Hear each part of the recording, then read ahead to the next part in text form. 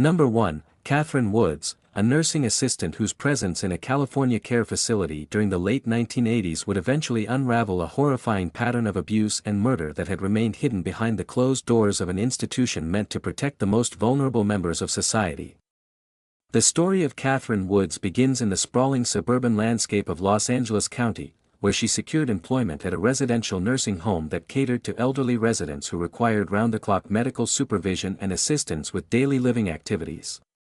To the outside world, and to the families who visited their loved ones, Woods appeared to be a dedicated and compassionate caregiver, someone who had chosen a difficult profession out of a genuine desire to help those who could no longer help themselves. She arrived for her shifts on time, she smiled at the residents, and she participated in the daily routines that give structure to life in a long-term care facility. However, beneath this carefully constructed facade of normalcy and compassion, a deeply disturbed individual was operating, someone who would ultimately exploit the profound vulnerability of the people entrusted to her care.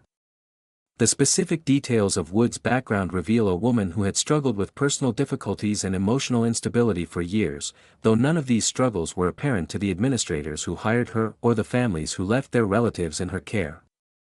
The nursing home industry during the 1980s was characterized by significant staffing shortages, inadequate regulatory oversight, and a culture that often prioritized the appearance of care over the actual delivery of quality medical attention. Residents who lacked regular visitors were particularly at risk, as there was no external set of eyes to monitor their condition, notice changes in their behavior, or question the sudden onset of unexplained medical complications. It was within this systemic environment of neglect and understaffing that Catherine Woods found the opportunity to commit acts of lethal violence without immediate detection. The crime that ultimately brought her down occurred in 1989, when an elderly resident who had been in relatively stable conditions suddenly and inexplicably died. The death itself, in isolation, might not have raised any alarms, as elderly residents in nursing homes pass away with tragic regularity, and the natural decline of the human body often provides convenient cover for those who wish to cause harm. However, the specific circumstances of this particular death caught the attention of a vigilant staff member who noticed inconsistencies in the timeline of events leading up to the resident's passing and the subsequent behavior of Catherine Woods.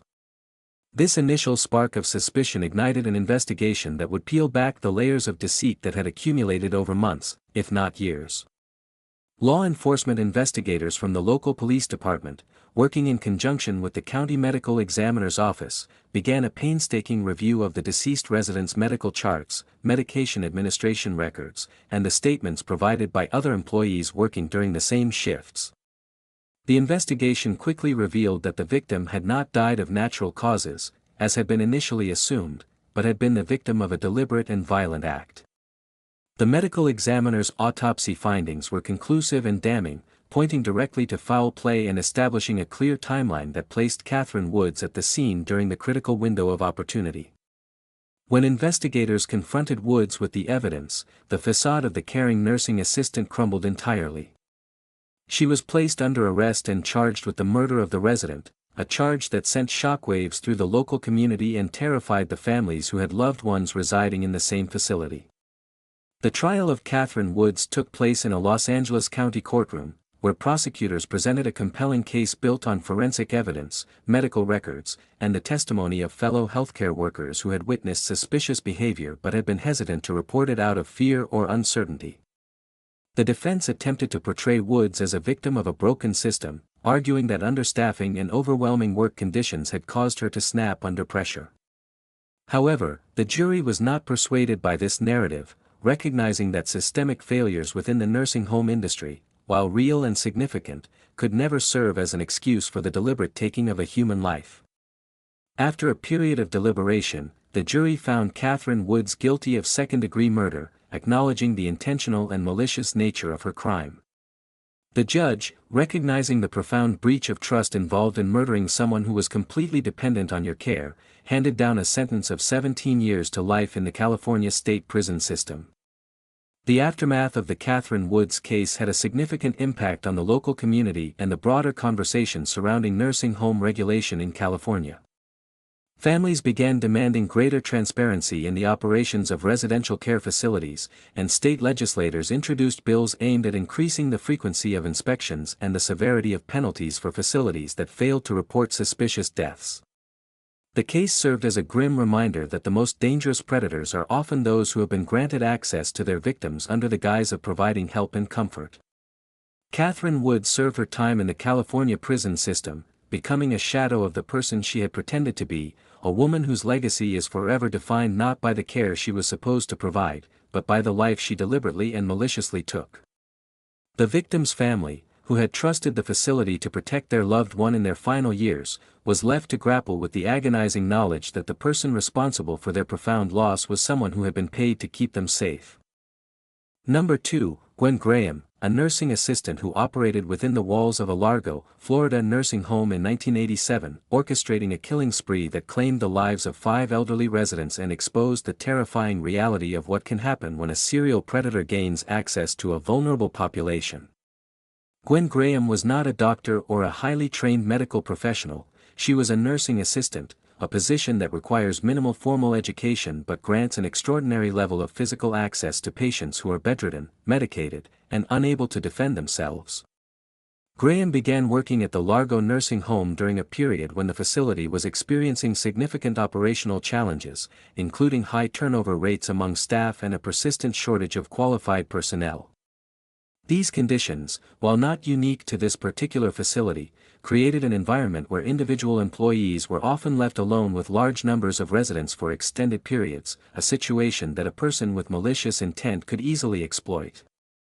Graham's methodology was chilling in its simplicity and its brutality. She did not use exotic poisons or complex medical equipment to carry out her murders. Instead, she used methods that required no special knowledge and left relatively little immediate physical trace, suffocating her victims in acts of pure, unadulterated violence. The victims were chosen from among the most vulnerable residents in the facility, individuals who suffered from severe cognitive decline, advanced physical disabilities, or terminal illnesses that left them completely unable to cry out for help, fight back, or subsequently identify their attacker. The first deaths attributed to Graham were initially logged as natural occurrences, the kind of quiet, unremarkable passings that happen every day in nursing homes across the country. However, a pattern began to emerge when a particularly observant member of the nursing staff noticed that several residents had died under suspiciously similar circumstances, always during shifts when Gwen Graham was on duty, and always in rooms where there were no other witnesses. This employee, risking their own job security and professional reputation, took the extraordinary step of bypassing the facility's internal management and going directly to local law enforcement with their concerns. The investigation launched by the Largo Police Department, in coordination with the Florida Department of Law Enforcement, was one of the most intensive criminal probes in the region's history at that time. Investigators meticulously combed through years of medical records, shift logs, and employee schedules, looking for statistical anomalies that might indicate foul play. What they found was a devastating correlation between the presence of Gwen Graham on the duty roster and a statistically impossible spike in the mortality rate of the facility's residents. Armed with this statistical evidence, investigators obtained warrants to exhume the bodies of several residents who had been buried under the assumption that they had died of natural causes.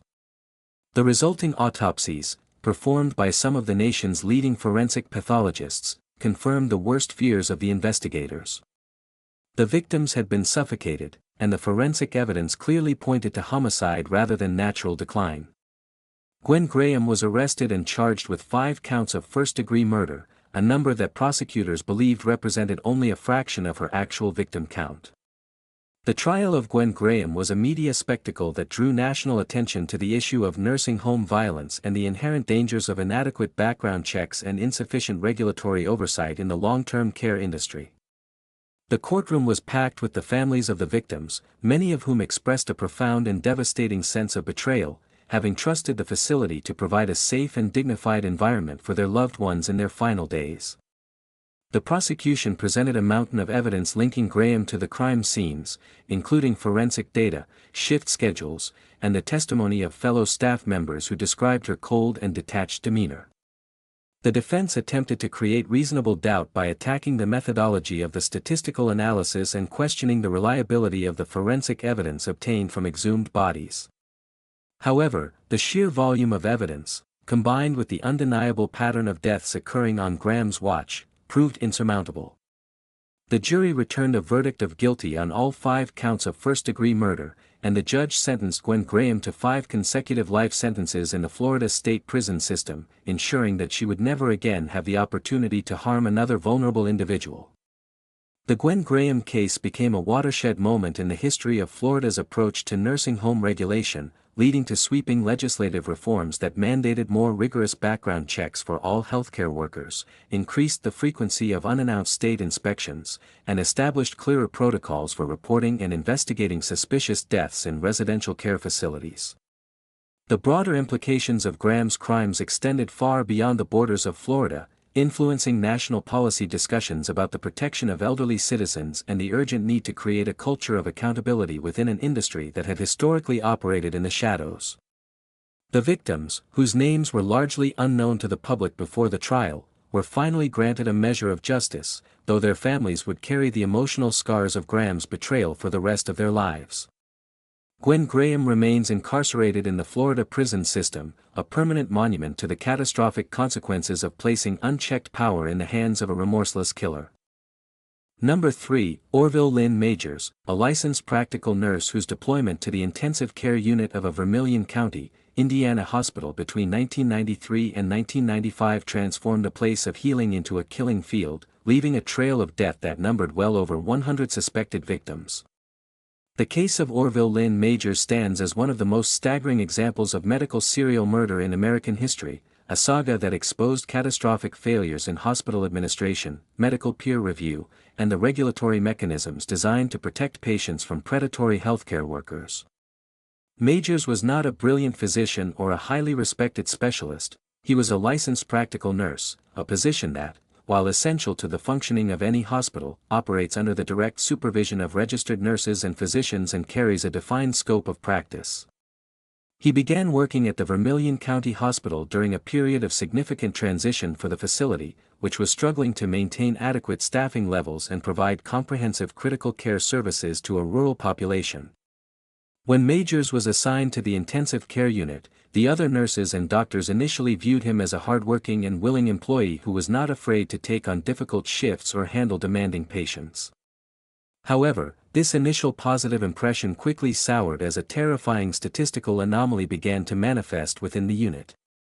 The death rate in the intensive care unit, which had historically aligned with national averages for facilities of similar size and patient acuity, suddenly skyrocketed to a level that defied any logical medical explanation. Patients who were admitted with survivable conditions, non-life-threatening ailments, and positive prognosis were suddenly going into cardiac arrest and dying without any preceding medical deterioration that could explain such catastrophic outcomes. The nurses and physicians who worked alongside Majors began to whisper among themselves, sharing their growing suspicions and noting a disturbing pattern. The unexplained deaths almost invariably occurred when Orville Lynn Majors was the only nurse on duty in the unit.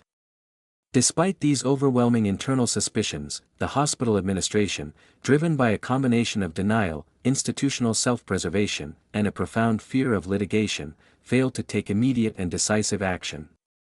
Instead of removing Majors from patient care and launching an internal investigation, the administration chose to ignore the warnings of its own medical staff, a decision that would ultimately cost dozens of lives.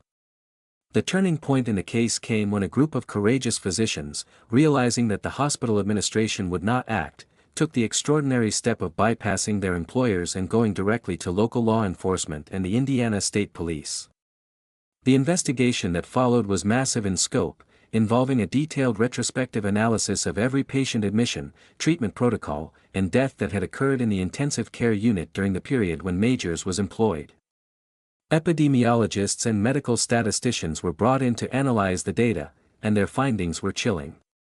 The statistical probability of so many deaths occurring purely by chance during Majors' shifts was calculated to be astronomically low, effectively proving that human intervention was the only logical explanation for the mortality spike. Investigators focused their attention on the medical records of the patients who had died under suspicious circumstances, looking for evidence of tampering with intravenous lines, unauthorized medication administration, or the injection of lethal substances. The forensic evidence, while complicated by the passage of time and the natural decomposition of bodily tissues, ultimately pointed to the administration of potassium chloride and epinephrine, drugs that, when injected in large doses, cause almost immediate cardiac arrest and are very difficult to detect in standard post-mortem examinations. Orville Lynn Majors was arrested and charged with 6 counts of murder, a number that represented the only cases where prosecutors felt they had enough concrete forensic evidence to secure a conviction, despite the widespread belief that he was responsible for well over 100 deaths. The trial of Orville Lynn Majors was a grueling legal battle that centered heavily on complex statistical evidence and conflicting medical testimony. The prosecution presented a devastating case, using the statistical analysis to establish motive, opportunity, and a clear pattern of lethal behavior. The defense attempted to discredit the statistical models, arguing that correlation does not equal causation and that the patients in the intensive care unit were simply very sick people who were going to die regardless of who was providing their care. However, the jury, after weeks of complex and highly technical testimony, rejected the defense's arguments and found Majors guilty on all 6 counts of murder. The judge, recognizing the sheer scale of Majors' crimes and the profound betrayal of the nursing profession, sentenced him to 360 years in the Indiana state prison system, ensuring that he would die behind bars. The aftermath of the Majors case was a seismic event in the healthcare industry, leading to sweeping reforms in how hospitals monitor employee behavior, track mortality statistics, and respond to internal reports of suspicious activity. The hospital where Majors committed his crimes faced massive civil lawsuits and eventually closed its doors, unable to recover from the financial and reputational damage caused by the scandal. The families of the victims, many of whom had no idea that their loved ones had been murdered until years after their burials, were left to endure a second wave of grief as they reconciled the peaceful deaths they had been told about with the violent reality of what had actually happened in that Indiana intensive care unit. Orville Lynn Majors remains imprisoned, his name forever synonymous with the darkest potential of the healthcare profession and the catastrophic consequences of institutional silence in the face of evil. Number 4, Donald Harvey, a man known to the world as the Angel of Death, whose decades-long campaign of murder across multiple medical facilities in Ohio and Kentucky between 1970 and 1987 resulted in the confirmed killings of at least 37 patients, though the true scope of his deadly career may never be fully known. Donald Harvey's story is a deeply disturbing exploration of how a deeply disturbed individual can navigate the healthcare system for nearly 2 decades, leaving a trail of bodies in his wake, without being stopped by the very institutions designed to save lives. Harvey began his career in the medical field as an orderly, a position that, similar to a nursing assistant, grants significant unsupervised access to patients but requires relatively little formal medical training. He started working at the Marymount Hospital in London, Kentucky, in the early 1970s, and it was there that he committed his first murders. Harvey's motivations were a complex and toxic blend of a twisted desire to play God, a deeply rooted anger toward the world, and a warped sense of mission that led him to believe he was actually alleviating suffering by ending the lives of patients he deemed to be in pain. However, this alleged mercy-killing rationale quickly fell apart under scrutiny, as many of Harvey's victims were not terminally ill, were not in significant pain, and were in facilities where they were recovering from minor procedures with every expectation of returning to their normal lives. Harvey's methods were astonishingly varied and demonstrated a chilling creativity when it came to causing death. He used arsenic, cyanide, and other deadly poisons that he smuggled into the facilities in his personal belongings. He contaminated intravenous fluid bags, tampered with oxygen supplies, and even resorted to blunt force trauma in some instances. The sheer variety of his methods made it incredibly difficult for investigators to establish a pattern, as the symptoms exhibited by his victims varied wildly depending on the specific substance he had chosen to use on any given day. Over the years, Harvey moved from facility to facility, working in hospitals, nursing homes, and even a pediatric clinic, leaving a trail of unexplained deaths at every stop. The reason Harvey was able to operate for so long is a damning indictment of the healthcare industry's failure to communicate, track employee histories, and prioritize patient safety over institutional convenience. When Harvey left one facility under a cloud of suspicion, he was often able to secure employment at another facility simply by moving to a new state or providing a fabricated reason for leaving his previous job.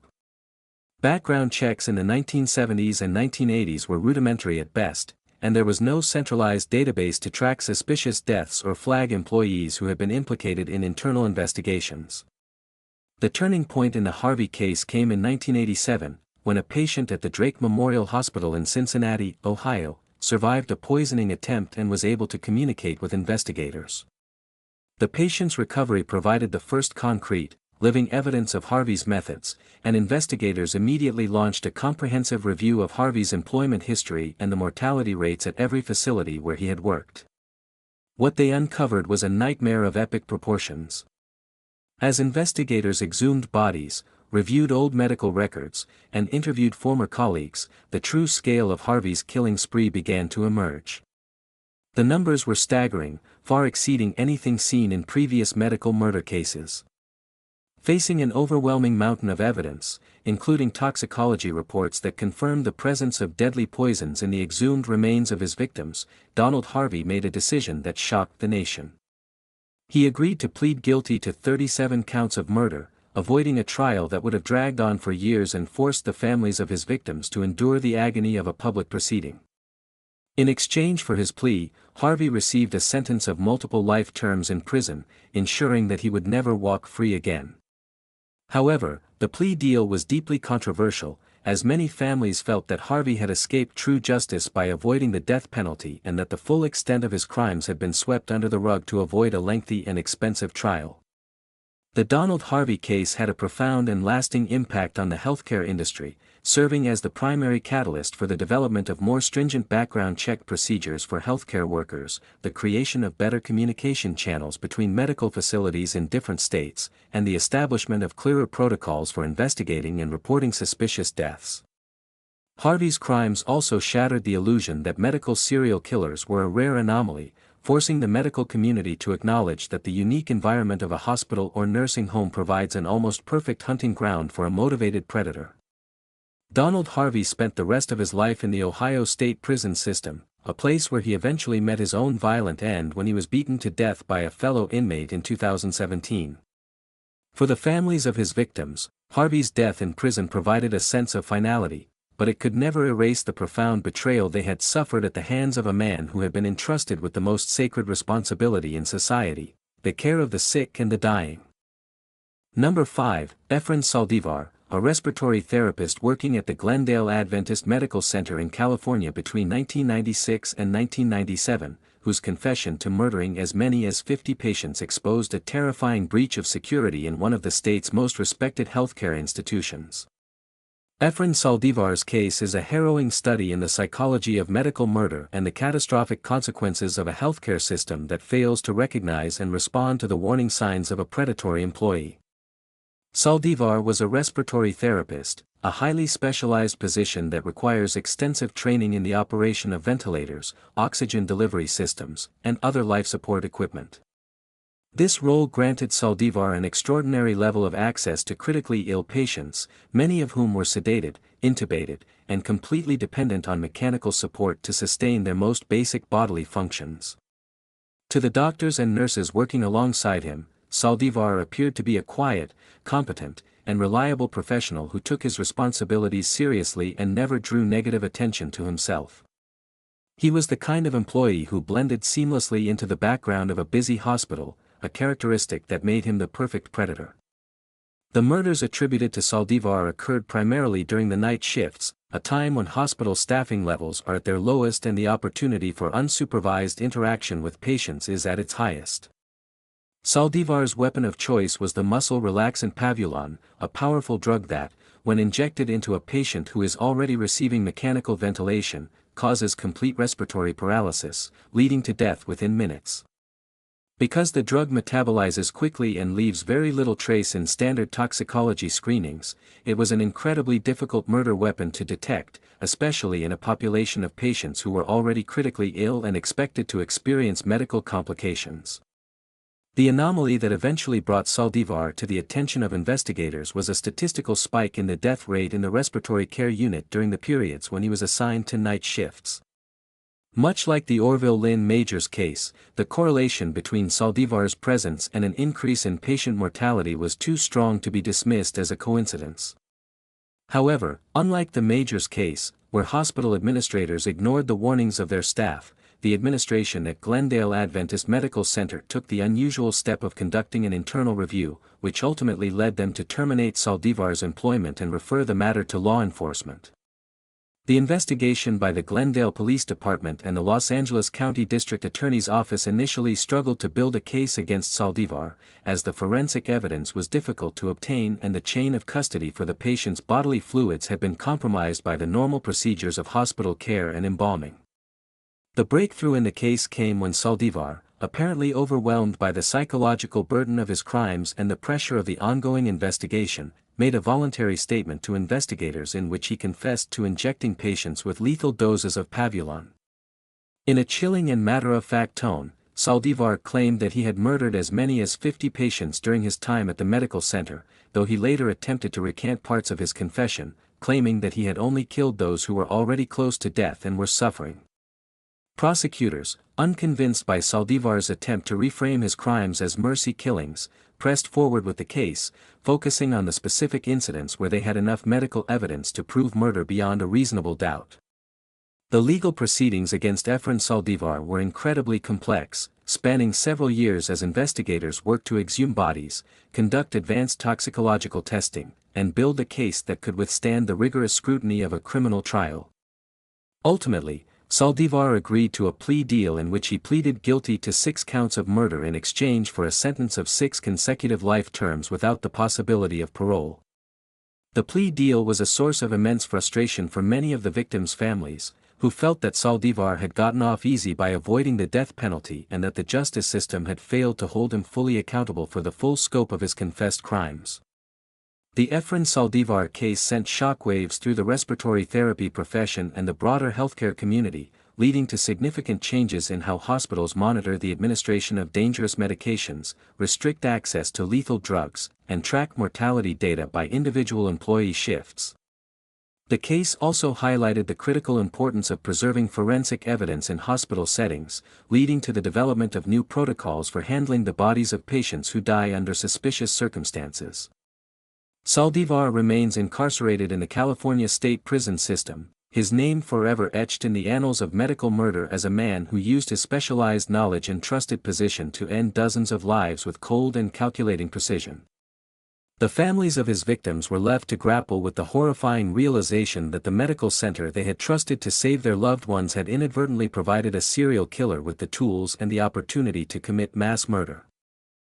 Number 6, Charles Cullen, a registered nurse whose 15-year career across multiple hospitals and nursing homes in New Jersey and Pennsylvania between 1988 and 2003 resulted in the confirmed murders of at least 29 patients, making him one of the most prolific serial killers in American history and exposing catastrophic failures in the healthcare industry's ability to police its own ranks.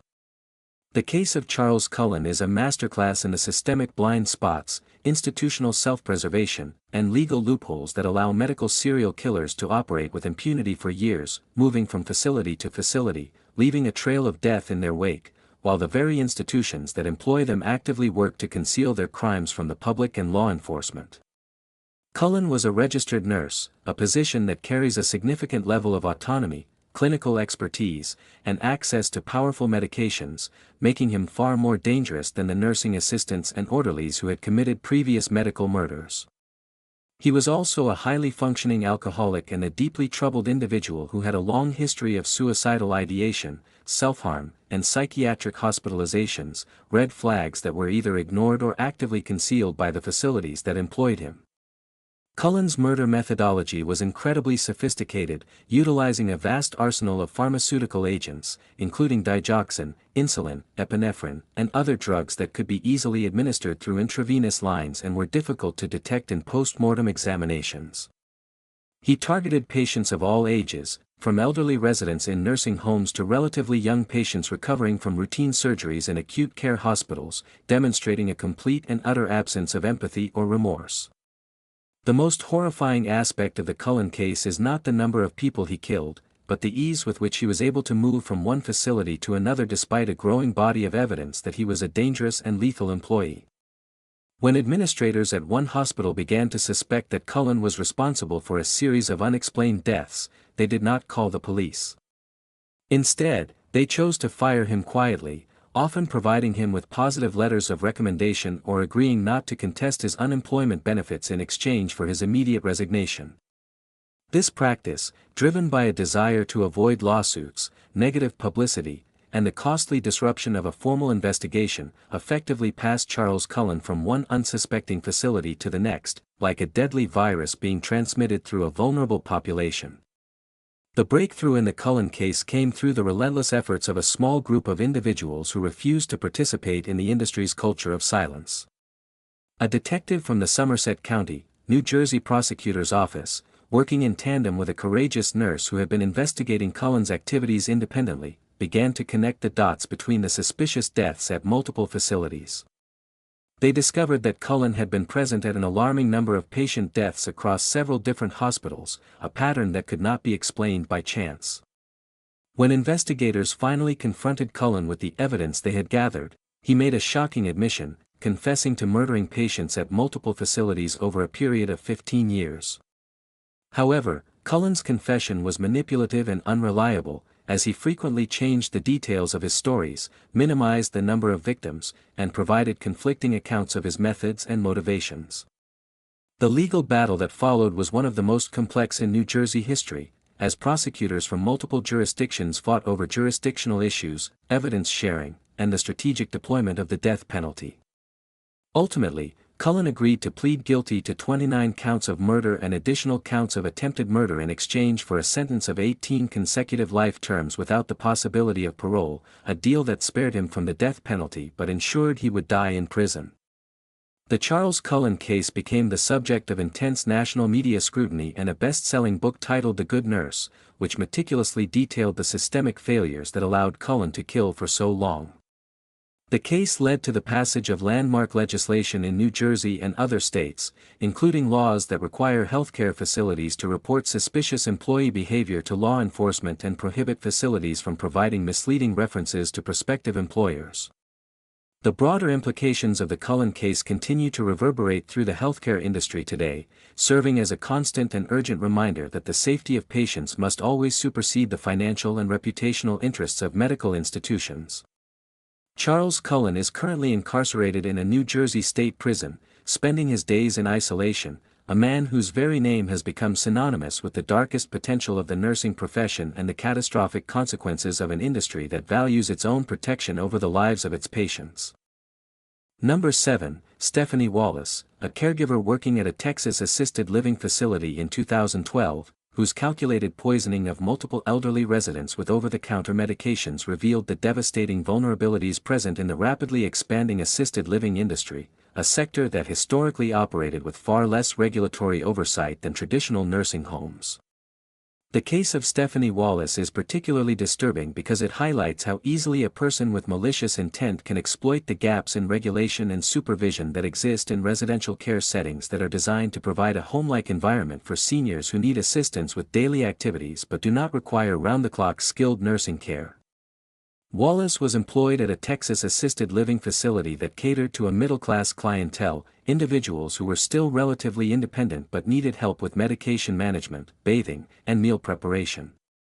Unlike traditional nursing homes, assisted living facilities in Texas at the time were not subject to the same rigorous staffing requirements, medication administration protocols, or inspection schedules, creating an environment where a single employee could exert a significant degree of control over the daily lives and routines of multiple residents. Stephanie Wallace appeared to be a warm and attentive caregiver, someone who went out of her way to build personal relationships with the residents and their families. She participated in facility activities, chatted with family members during visits, and projected an image of genuine concern for the well-being of the people in her care.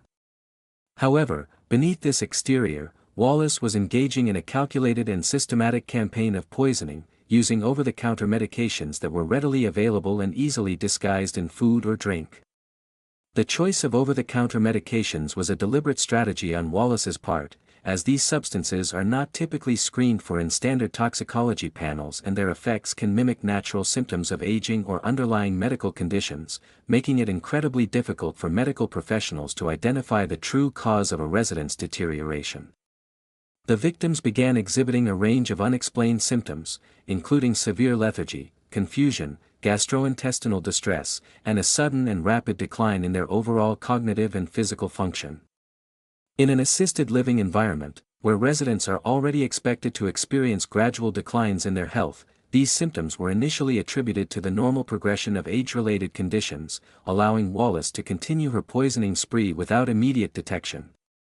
The turning point in the case came when a visiting family member noticed a drastic and inexplicable change in their loved one's condition that seemed to occur only after Wallace had been assigned to provide their care.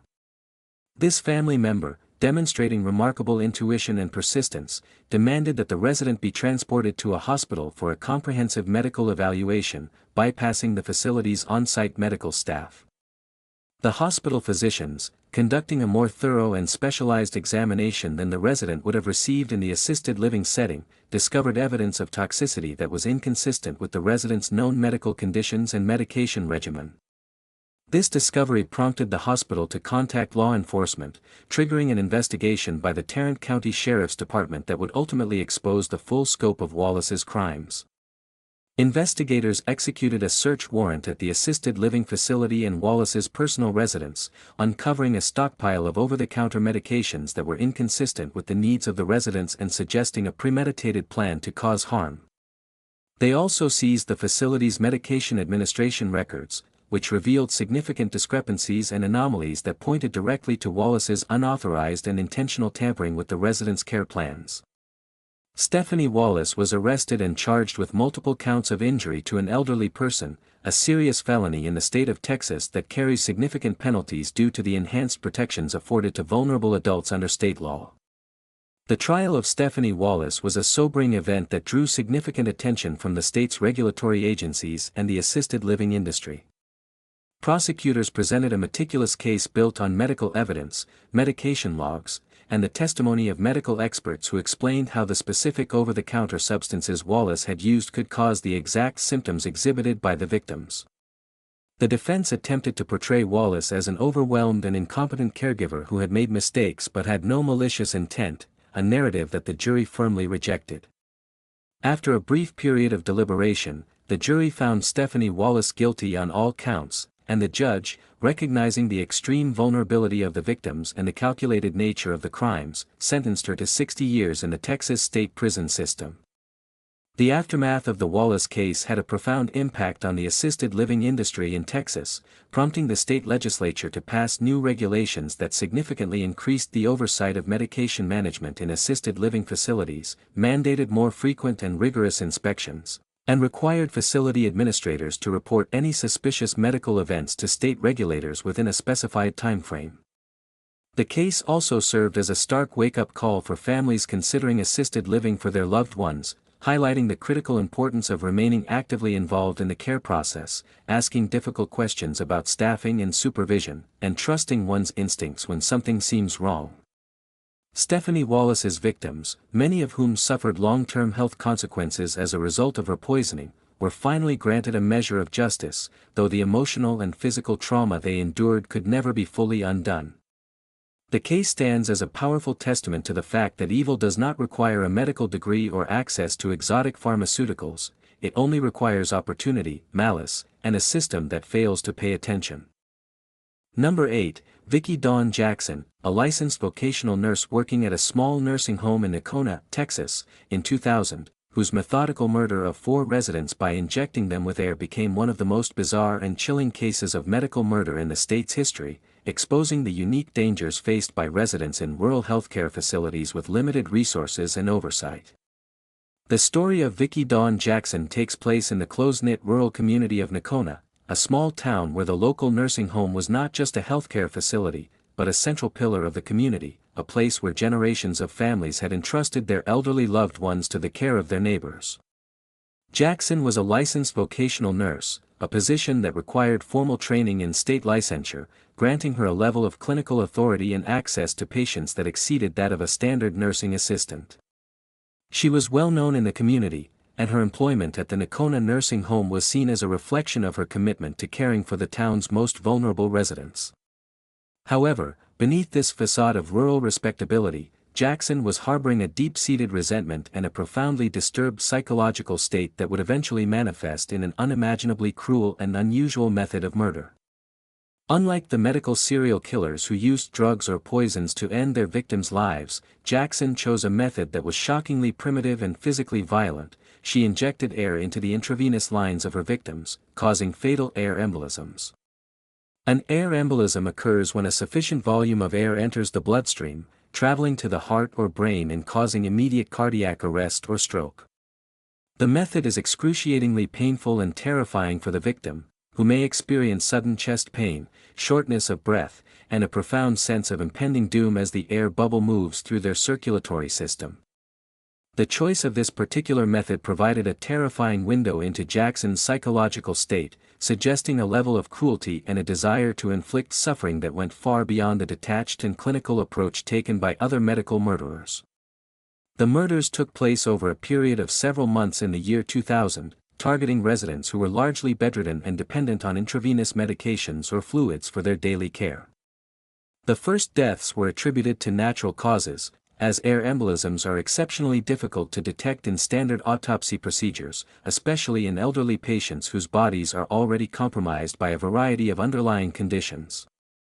However, as the number of unexplained deaths began to accumulate, the staff at the small nursing home grew increasingly uneasy, recognizing that something was fundamentally wrong with the pattern of mortality they were witnessing. In a small town like Nocona, where everyone knows everyone else, the deaths of multiple residents in a short period of time did not go unnoticed by the community, and the resulting pressure from grieving families forced the facility's administration to take the extraordinary step of requesting an external investigation. The Texas Department of Health and Human Services, in coordination with the Montague County Sheriff's Department, launched a comprehensive investigation into the deaths at the Nocona nursing home. Investigators focused their attention on the medical records of the deceased residents, looking for any common threads that might explain the sudden spike in mortality. What they discovered was a chilling connection. Vicki Dawn Jackson had been the nurse on duty during every single one of the suspicious deaths.